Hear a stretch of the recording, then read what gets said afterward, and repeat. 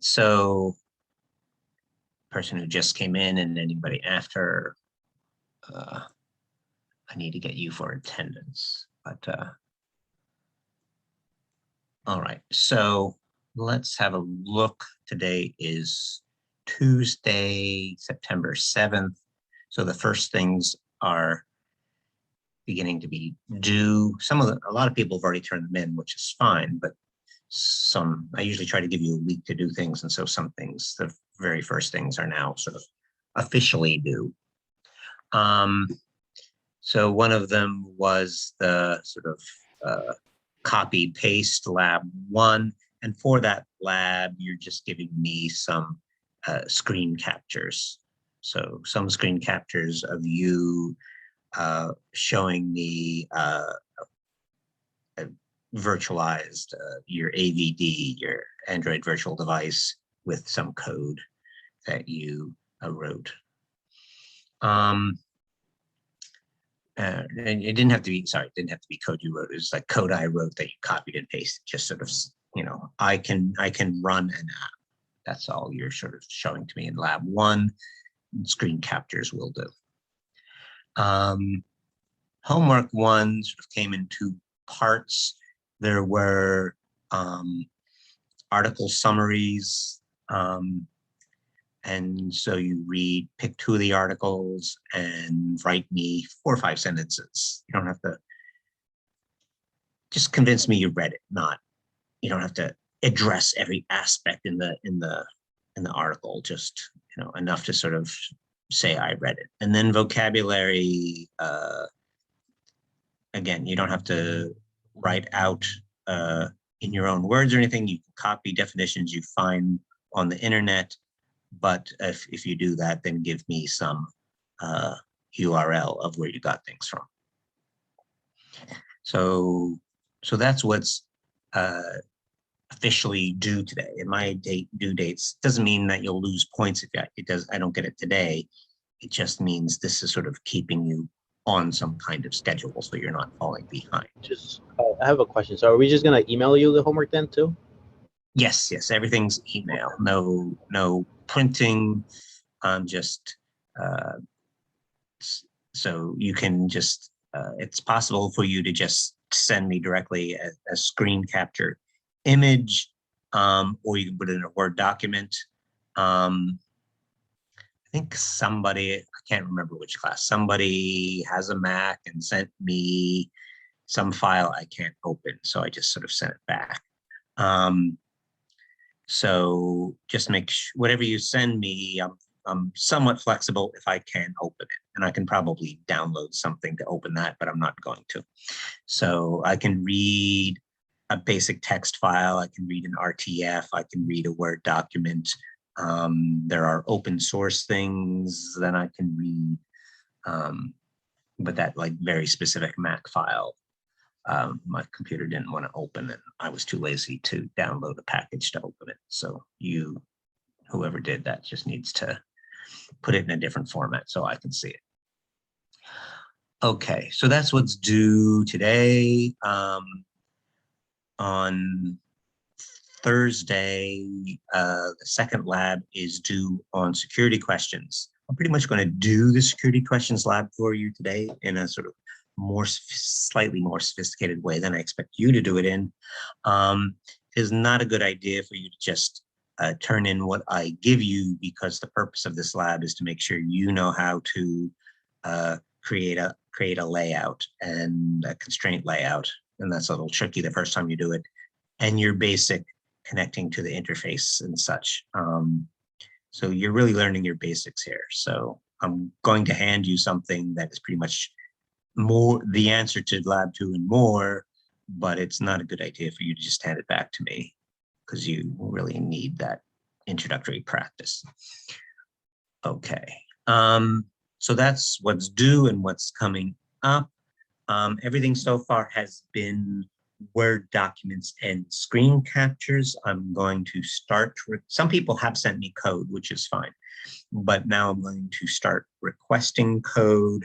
And so one of the first things I want to do is to show you where the files that we explicitly edit end up in a project, And then those are the things that I want you, when I ask you to send me code, those are the things I want you to send me.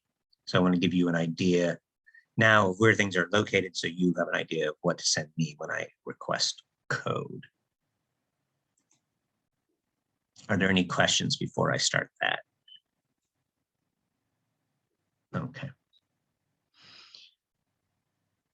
So that is this file locations.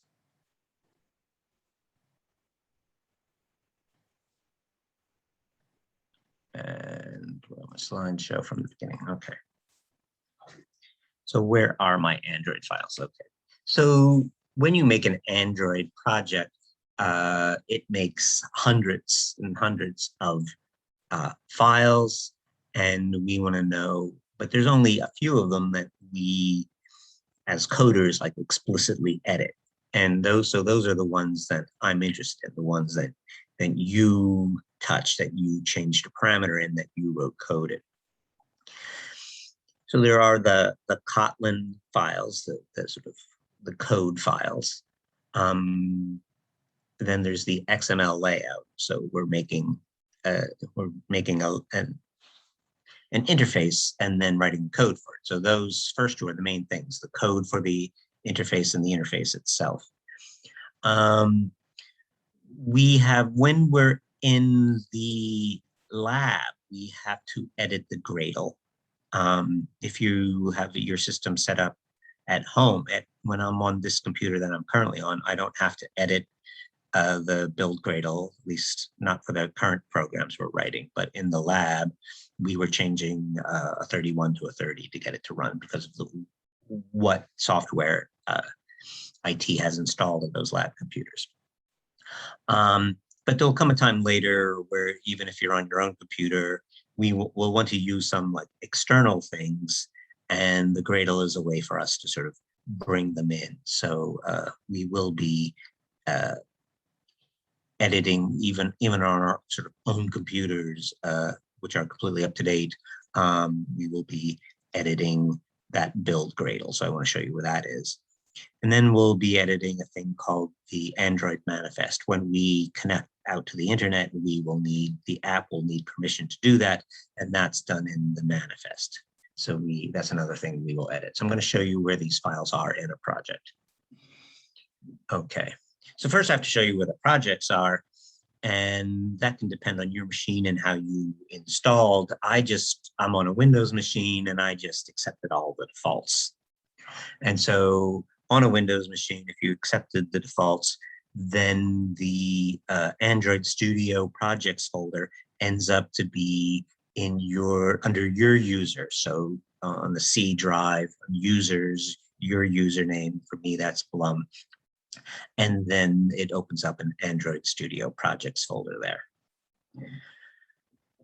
You can direct it to other places, so I can't swear that this is where yours is, but again, in a Windows machine, I accepted all the defaults. That's where mine ended up. Okay, so the first thing, as we sort of drill down in these folders, the first thing we come across is, oh, here's a build Gradle. And we said that's one of those things, but the first one we run into is the wrong one. There were two build Gradles, and the first one we encounter after we enter specific Hello World project is a little bit more than Hello World, but it was still called Hello World on my machine. But in digging down through these folders and within folders, the first thing I run into is a build.gradle, but it's not the right one. So this is like the project build Gradle, and the one that we edited, changing 31s to 30s, and that we'll edit later. That will be the module version. So not this one. So we have to dig in a little further, and we go to app.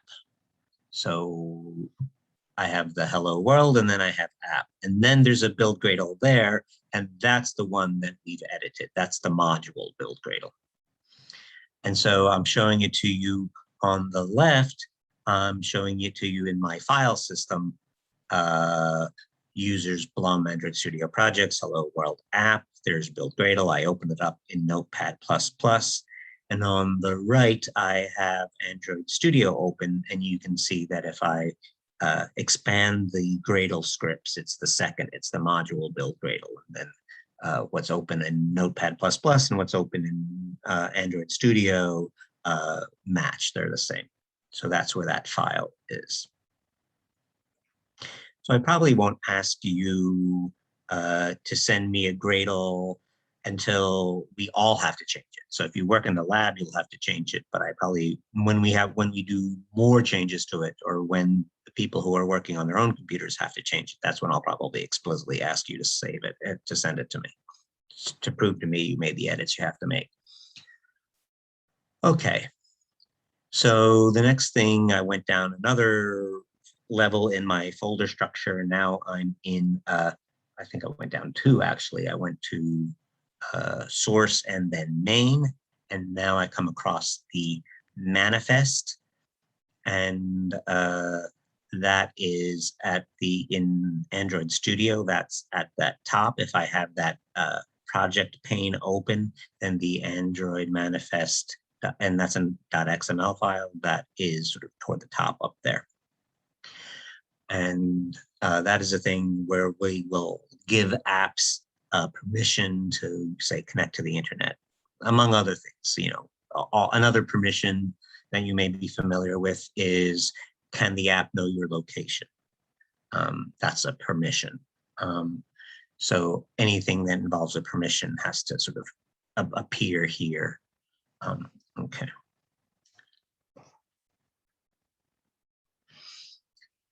If I go down further, I'm in, where am I at? Users, Blum, Android Studio, Hello World, App, Source, Main, Res for resources, Layout. Now I'm finally in the layout. I'm building the interface. This is one that we always need to change.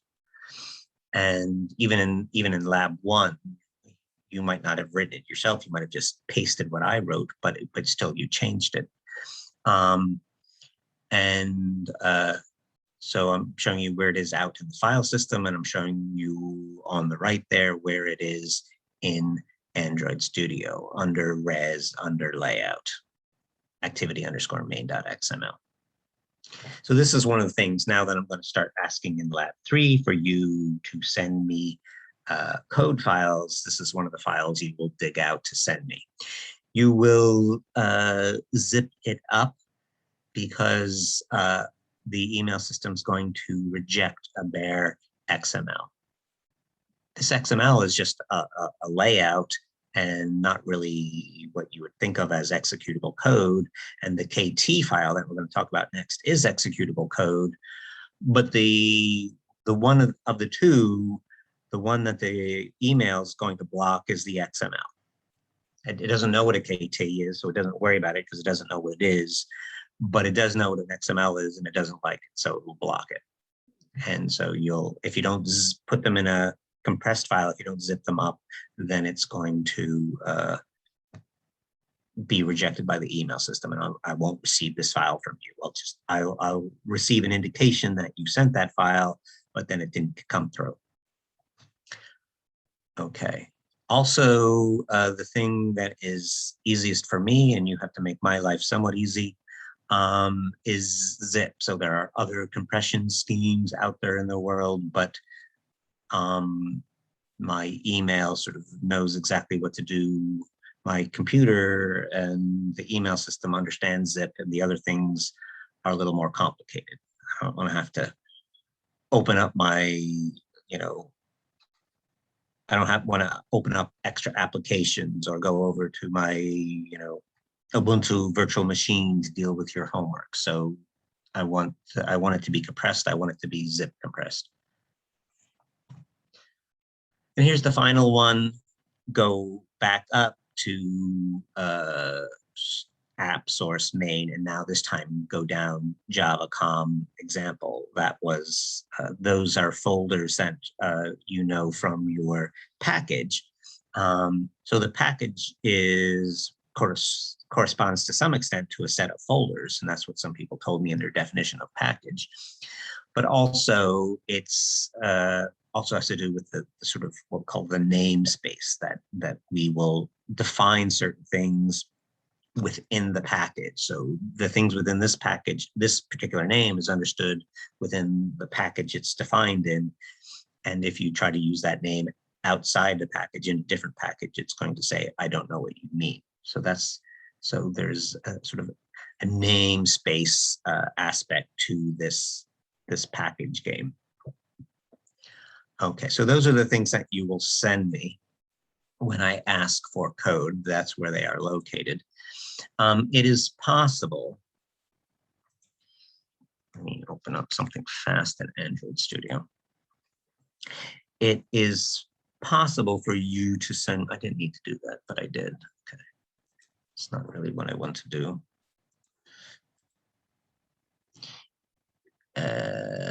Where was that? C, I don't want the tip of the day. C, users, Blum, there I am, Android Studio. So let's say hello world. If I look at the properties of hello world, it's 28 megabytes, it's 500 and some files. If I look at the app, it's not much better. It's still 20 some megabytes, 24, 25 megabytes, and 400 and some files. If I go into the source, now we're getting a little bit better. 92 kilobytes, 23 files, 27 folders. Now we're getting to something reasonable. So another approach is for you to come, say, maybe to source, or maybe to main within source, because that's even smaller. And then, so you can pick out the individual the individual files that you explicitly edited, or you can give me, zip up this folder structure if you go down deep enough, say to main or something like that. That'll be another possible way for you, it's sort of an acceptable way for you to communicate code with me, to send me your code. Any questions? All right. So now here, this thing called shared clear, this is going to be basically lab 2. This was when I've taught this class previously. Some people asked me a question based on lab 2. So then I wrote this to answer their question from lab 2. So again, not a smart idea for you just to steal this without you making sure you know how to write.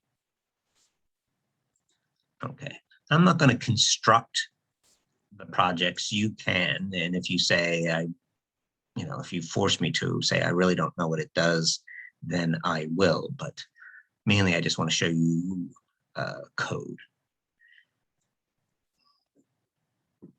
So this is a security questions lab.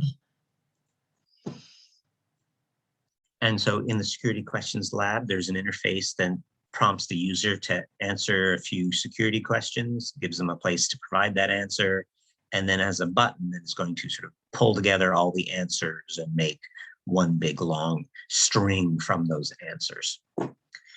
So here's a, and then, sorry, let me say again what that project did, since it was half a week ago or something. And then there's a button that pulls those things together. But I also asked if the person is within the edit texts is changing their answers for you to take your overall answer. If they're changing any of their individual answers to the questions, then I want your overall concatenated answer to be taken away so that there's no inconsistency between what they typed and what you have as their sort of string at the bottom. Okay. And so if you had 3 questions and then you probably had, from what I taught you anyway, 3 text change events, one for each text box. So the question arose, can we combine that code? So this is a way to sort of, to deal with the the repeated stuff you're getting stuff out of multiple boxes. The event associated with multiple boxes should all clear. So this is a way to sort of loop over some of that thing to deal with the repetition part. Okay, so this text view, and I'll often just call a text view a label. It's a slightly easier word and also maybe more descriptive. You know what a label is. The important thing here, right now the text says question 0, but the important thing here is my naming convention here for the IDs. So I said it's TV question 0. And then the next one down is going to be TV question 1. And I have 4 of them and I'm starting at 0. So I'm going to have 0, 1, 2, 3. And the same thing for the edit texts. So I'm going to have edit text question 0, edit text question 1, etc. So I'm going to use that systematic naming as a way to loop over the text views and to loop over the edit texts. So it's text view, edit text. There are 4 of them. Text view, edit text, text view, edit text, text view, edit text. So I think I asked you in yours for 3. I made this one 4 because I'm a glutton for punishment. Here's my button that sort of is supposed to concatenate everything. And then here's text view at the bottom to show the concatenated result. So that's what the layout looks like. Text view and edit text, and 4 of those, and then a button to say, put it all together, and then a place to put then a place at the bottom to put that answer. Okay. Now here is the KT, here's the Kotlin code. I have some extra imports over here. At one time I was playing with the constraint layout, and then I didn't, and then I took that code away. So this import, if you copy this code over, you will see that this import shows up in a light gray, and that's the program telling you, you imported that, but you're not using it. So I should have taken it out, but I didn't. But it gives me a chance to say, that's something that you can look for. If you see something, an import you're not using, then it's an opportunity to make your code more efficient. Okay. So the purpose here, this is just a comment. We're trying to use a loop over the edit texts and the text views. Here's my onCreate. So onCreate is the thing that you must write. And it usually, so this is usually given to you. Like if you set up the hello world, this part is always sort of there for you. You saw in my design, I didn't have any explicit questions. So here are my questions: city of birth, mother's maiden name, so on. One thing to watch out, you can play games between single quotes and double quotes. So I had things like mother's name, mother's maiden name, and pet's name. So I had like single quotes within my text. And so I used double quotes. And so that's just a game you can play of playing single quotes and double quotes against each other, so that you don't have that this single quote in mother's maiden name is not interpreted as the end of the string or anything like that. So I have an array, using this array of to make an array, and it's an array of strings, and I'm calling it questions. Val means I'm not going to change any of those. Once I make this array, I'm not going to change anything. This array is set. Here's me connecting to my interface in the way that we know from Lab 2. I'm only doing this way, this sort of standard way, this 1-by-1 way for the button at the bottom and the text view at the bottom, because the others are going to be sort of looped over. So that was the point of this example, is to show you how to do some looping. Okay. So here is my button click. I'm using the very succinct implied button click. So you don't see function, you don't see override, you don't see on click, you don't even see the argument, which is the button itself. I just start going right into what are we doing? I made a toast that just says, hey, just to remind you that there's such a thing as a toast that can be useful to you. And then I think one of you came up with a problem where toast wasn't working. And if you've checked toast, if you've imported the toast and you've remembered the .show and you have 3 arguments and you have your matching quotes, then the usual culprit for toast not working is this. This first argument is supposed to be a context, and sometimes often you can get away with just the word this, which will mean like this context. And one thing to try is application context.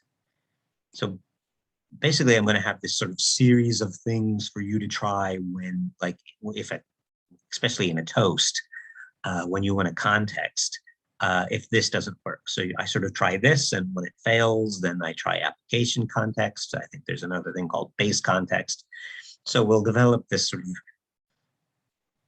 trial and error approach of like, here are the possible things. Sometimes we have multiple layouts, and that makes it more complicated. Why for lab 2, that particular student's this wasn't working, I cannot say. So I don't know what was not working, but I know she showed me an error message that it wasn't working. So I suggested this change. So I hope that worked. Okay, and I'm just showing you that, everybody else that. All right, blathering on. Here is my loop. I'm in the button click. I am gathering my answers from the edit texts. And so here's my loop. I'm looping over 4 things. So I'm setting up my indices to go from 0, 1, 2, 3 over 4 things. And this is Kotlin. This is a more modern style of looping. And so they always want you to loop over an array or a range or something like that. And so it's not that sort of JavaScript or old-fashioned Java for I equals 0. It's they always assume it's a range or an array or a list or something like that. So we're just using numbers, and so this is a way to create a quick range. I know I had 4 things starting at 0, ending at 3. So there's my fast range. I is going to start at 0 and go up to 3. Okay. Here is me getting the ID of the view. Okay, so I called them, if you recall, ET questions, or ET question 0, ET question 1. So this is with this $I here. This is me sort of, this is just a way of concatenating, sort of putting that I, which is 0, 1, 2, 3, onto ET question and creating that ID that we made over design. I'm looking for it in the set. I'm looking in the resources, and I'm looking in the resources. I'm searching within the IDs of the resources, and I'm looking in the package name. So again, that's that concept of the package being controlling our namespace. So I'm looking within the package for something that has an ID of ET question 0. Then when I have that thing, I'm going to create my code version of that, and I'm letting you know then it's an edit text. And then I'm grabbing the text from that, converting that to a string. Text is a little more complicated than a string, so you must convert it to a string. And I'm adding, my delimiter was a vertical bar. So I'm looping through, finding the edit texts, getting their text, declaring them in code, getting their text, and then adding them together with this delimiter. This is going to give me an extra delimiter at the end. So first I said to hell with it. I just printed it with the extra delimiter in the end, and then I changed my mind. So this is redundant code. I should comment this 48 out. this 49, this drop last is a way for me to get rid of that last delimiter. Okay, because you usually, when you have a delimiter, you usually don't want, you want the delimiter to be between things, and you usually don't want one at the end. Okay, here's the end of on-click. Now this is, we're working with interfaces and we're doing what's known as event-driven programming. And so this only happens when you click on the button. That's what you mean by a listener, that you're going to wait till the user clicks a button, then I do this stuff. But it's all in this onCreate, and onCreate happens when I make the interface. So when I make the interface, I make a button that listens, but this code doesn't happen right away until the user actually clicks on said button. Okay. But now I'm going back to just interface stuff. So this stuff could have been above the button click. It doesn't, the order doesn't matter. Like if you've played JavaScript and you've played with events, then you know that the order of the functions, it depends on the events of the user, and not necessarily the order in which it occurs in the program. So now I'm coming back to basic interfacing stuff, and I'm looping over, again, I have my loop. I'm looping over this time, again, edit texts and getting them again. And I'm a little out of order. Here, I'm taking my edit text and I'm adding a text change event to it. And here's my clear. So instead of writing, that was the purpose, that was the whole purpose of this particular version of this program, to write this code once, this clearing code, when they change the text on the add change text listener, when they change the text, the clearing out, I'm writing that code once. I'm not writing that code 3 or 4 times. Okay. So that is, and here is me also, since I'm just setting up the interface, throwing the questions. Here are the questions. I'm setting those 4 questions I set up at the beginning as the text of what I'm calling my labels, my text views. Okay, again, so the purpose of that, we revisited some things from Lab 2, but there was also this idea of not repeating the code. If you're writing copying and pasting a lot of code, you should always think, is there a better way to do it? Sometimes that's what you do in the beginning, and then, but it should always, like, you should always have the thought process of, can I do better? It might be, I'll try to do better next time. But it should be part of the thought process of, can I do better than just keep repeating this code? Any questions? All right.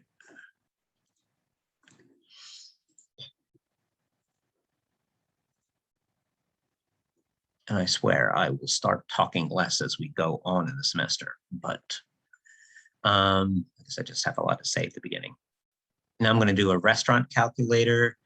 I'm going to have 2 edit texts, one where the person enters they're at a restaurant, the bill comes, they want to figure out the tip and the total. Okay, so that's the purpose of this app. That's the scenario that we're writing about. So here is the activity main. This is the interface. We are just having a text view and saying, prompting, they're just describing what's going on. This is going to be for the bill amount. And then here's the corresponding edit text. And what do I want to tell you about this edit text? It has a hint. So it doesn't have any text. There's not, that 25 is not actually, it looks like it will be written in the edit text. It's a hint. But if the user puts their cursor in the edit text, that hint disappears. So you don't have to, it's not, if it were actual text, the user would have to sort of delete it and then write their own text. But as the hint, it looks like it's there, but disappears sort of handily. It sometimes fools a user into thinking that there is something there. So you have to be wary of that. but that's what we mean by hint. The other important thing here is the input type. And this is going to allow us to type numbers, and the amount of the bill could be 35.98. So it could have a decimal part, and that's this input type is allowing us to type numbers. I can't type the word cat. I can't say that my bill was cat, but I can type numbers, and those numbers can have a decimal amount. I have another text view, this time prompting me for the edit for the tip percentage. So that's just words telling me that the next thing is the tip percentage. And then here's the edit text where the user will enter their tip percentage. And I'm giving a hint of 20. So I don't want them to enter 0.2. I want them to just enter the percent. I don't want them to enter the percent sign.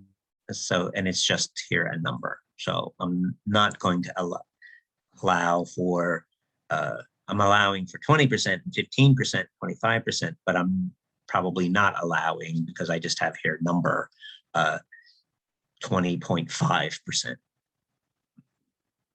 Okay. Button is just a button. Okay. It has some text. And remember all these things, if you're good constraint layout makers, that everything should have a horizontal constraint and a vertical constraint. And then there are two text views at the bottom, one for just the tip amount. Sometimes people want to leave the tip amount on the table. And sometimes they want to put it on a credit card. So we are showing them just the tip amount, but also doing the addition and telling them the total. So that's our design, that's our layout. Any questions? Okay, so now we're on to code. Again, I think I have some imports here that I don't need. I didn't do anything with the constraint layout, so this is probably should go. Okay, I'm in on create. I'm setting up. I declare some variables that I want to use. Sometimes depends what you're doing. Sometimes you get complaints if you don't initialize. It allowed me to do this, but you will find sometimes it screams at you if something's not initialized, and that has something to do with that. If something's nullable or not nullable. Okay, that's one of the vocabulary words I threw at you this week. Okay, here's the connection to the interface, the edit text for the bill, the edit text for the tip percentage, the text view to display the tip amount, the text view to display the total amount, and the button for the user to click. Here's the button click method. I'm going to go to the edit text. I'm going to grab its text.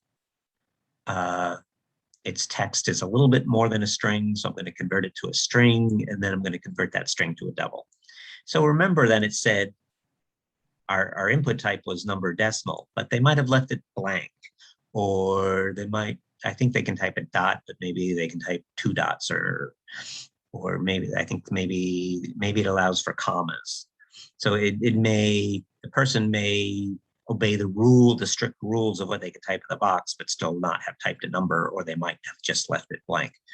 So that's why it's in a try catch. This casting might fail.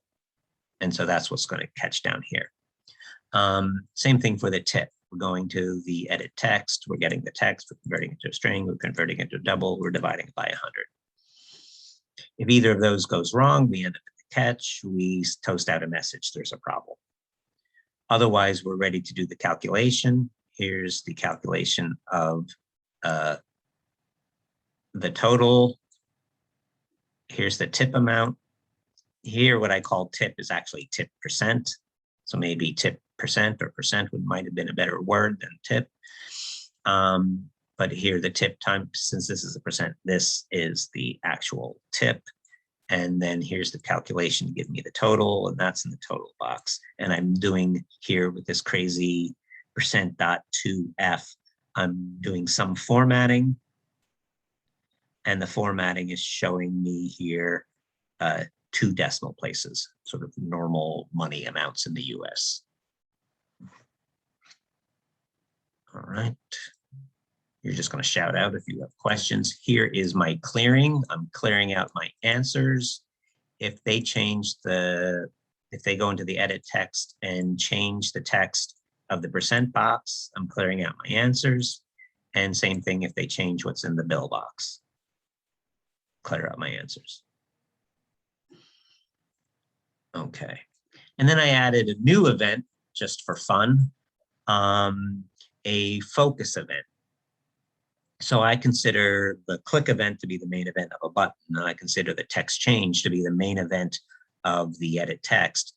But you can also, in an edit text, have an event associated with the focus, like is the cursor in that box?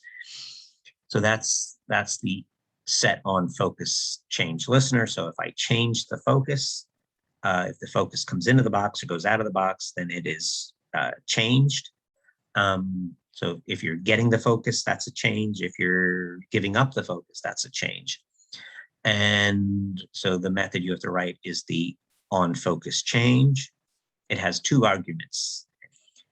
I copied this from somewhere. There probably should be better names than P0 and P1, but P0 is the actual view, the thing that got or lost the focus, and P1 is a Boolean, meaning whether it has the focus or not. So then we ask the question, if it has the focus, I'm changing its color. This happens to be a light yellow. This is the alpha. This is sort of how see-through it is. I'm putting in the full amount of red and the full amount of green. Equal amounts of red and green tend to be a yellow. I have some blue that makes it a light yellow. So this 100 and that 100 sort of combine to make it a light yellow. If it does not have the focus, if I'm in the else, then I'm setting the color back to white. And P0 was the view itself, the edit text. So I'm setting it back. Now the P0, strictly speaking, the view. So if I'm doing something specific with the edit text, then I have to cast it as an edit text. But if I'm doing something more generic, then I can work with it as a view. So changing the color is a more generic thing, and so I can work with the view. And this question mark is, again, this sort of idea of whether it's nullable or not. You might, when you get the focus of the object, I don't know why you would do this, but take the object away, and then so that's a nullable object. But that seems a little bit crazy, but they're allowing that possibility. Questions?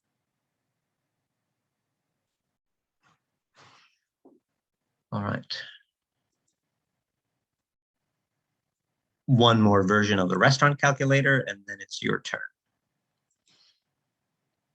And as I say, as we go on in the semester, your turn is going to come faster.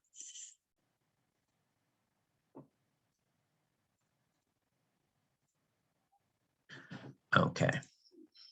So this is the restaurant calculator again, but this time the percentages are going to be in radio buttons.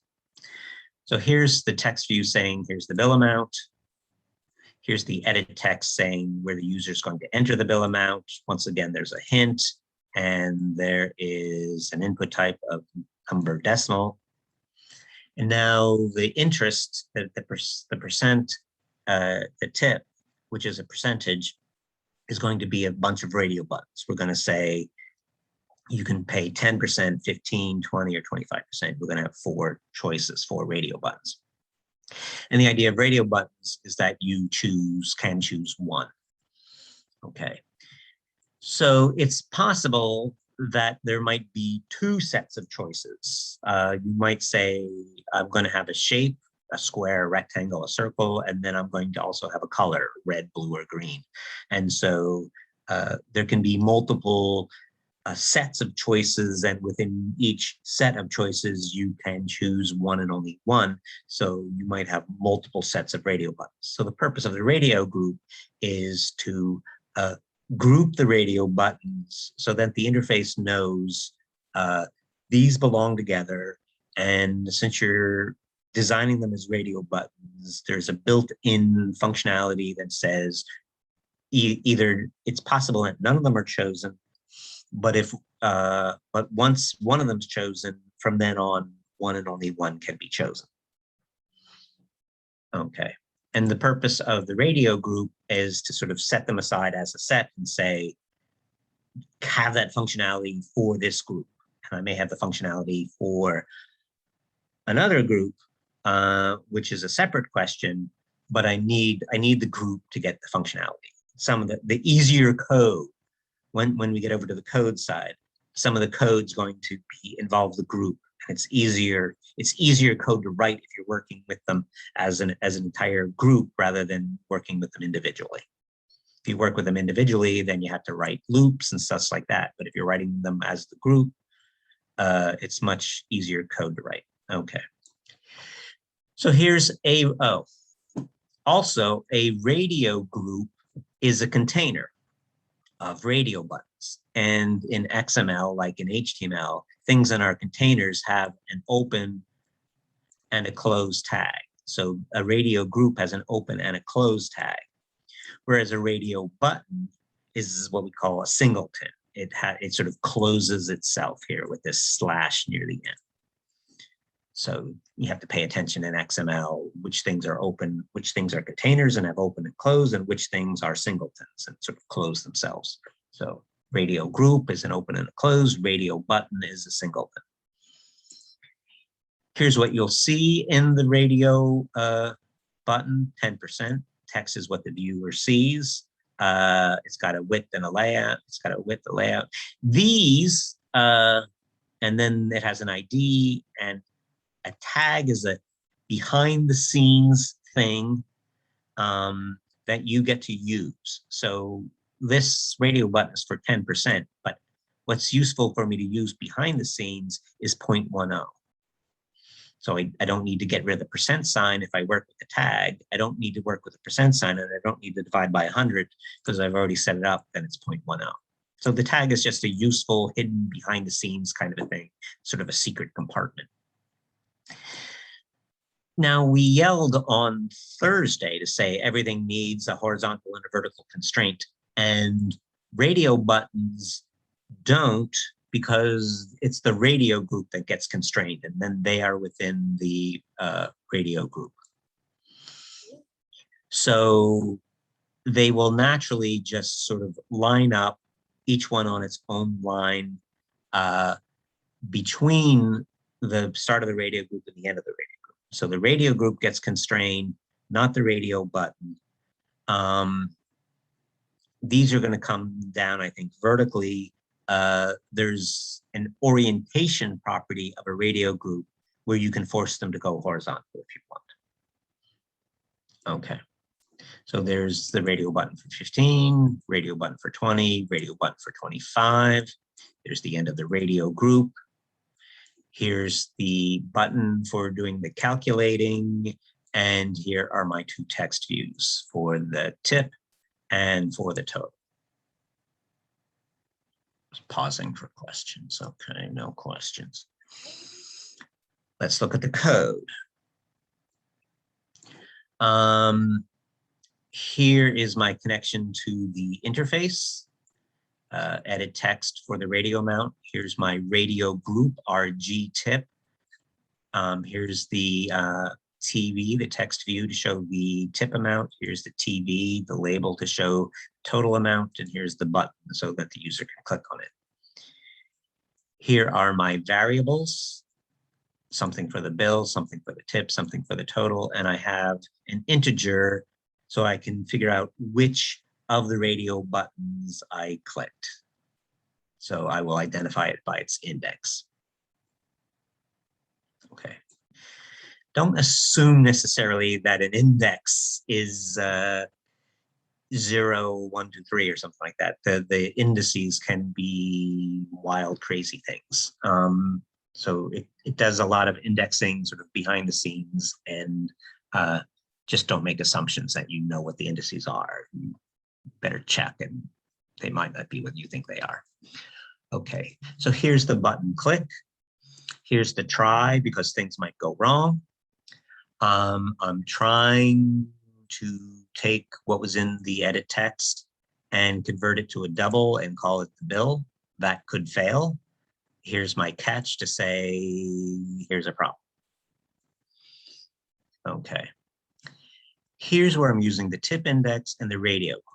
The radio group, not a radio button, but the radio group has a property called checked radio button ID. So that is the index of the checked radio button. It's going to be, that radio button is just, oops, just part of the comment. Kotlin has that built-in idea that if you search for something and don't find it, then the index is -1. So here I am asking, if the tip index is not equal to -1, that means I did find something. My else is for when I didn't find something and I'm toasting out, please select the tip amount. Okay, but if I don't know why you're using the tip calculator if you're not going to choose a tip amount, but okay, here we go. So if I did find, if one of the radio buttons was checked, then I have a tip index, it's not -1. Here I am grabbing the radio button that is chosen. So here I'm using that index and my find view by ID and radio button. So now I have the radio button that is checked. So I didn't up there when I was connecting to the interface, I didn't make them all. I'm just dealing with the checked one. The tip, I'm using that tag property, remember my secret compartment, and I'm converting it to a string and then to a double. And then I'm doing my calculation. I display the tip amount, I display the total amount. Okay, so this is how you deal with the radio button. You use the radio group, you find the ID of the checked radio button, you figure out whether or not it was -1. And if it was not -1, then you found one, and you find which one in particular and do stuff. Otherwise, you yell at the user to say they didn't choose one. That's the button click. Here's my usual, if they change the amount of bill, clear it out. So here's my usual text change. We've seen that a number of times now. And now here's my radio button event that's sort of equivalent to that. So again, it belongs to the radio group, not the radio button. But here's the radio group, and there's a set on checked change listener. So this is, am I changing the radio group? Am I changing what's checked within the radio group? And I'm here just showing you that I can do it. I'm finding the checked radio button. It has, this method has as one of its arguments the checked index, from which I can find the individual button. And here I'm toasting out something. And that's just me showing off, like, I know what radio button was just checked. I'm not really doing anything serious with it, but I just want to show you that I can do it. You might want to give it, change its style or something like that to say, like, oh, I'm highlighting in a particular color the tip amount that they chose. But my main objective here was to clear out the answer. Are there any questions? Okay. So what you have to do is largely a duplication of what you just saw. That's usually the case with me, that the labs are. have a lot to do with what I just showed you. In this scenario, you're going to eat a baked potato and you want to know how many calories. So you're watching your calories and you're eating a potato and you want to see how many calories to put into your other app to track your calories for the day. Okay, so the number of calories in a baked potato depend on two things: how big is the potato and what did you put on top of the potato. So we're going to have an edit text where the person can enter the size of the potato. And then we're going to have some radio buttons for now, and then we'll change it another time perhaps. But for now, we're going to have some radio buttons, and we're only allowing 4 toppings. Nothing butter, sour cream, chili.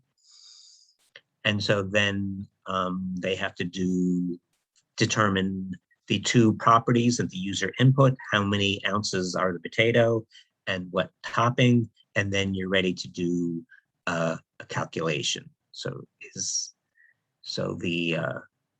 if it were a 10-ounce potato, then you're going to multiply 25 calories per ounce. You're going to multiply 25 by the 10 ounces to get 250. And then you're going to add, let's say you put sour cream on it, then you're going to add another 60 calories and you're going to display that answer.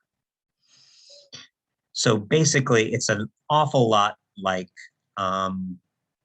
what we just saw with the tip calculator. So just a little rearranged.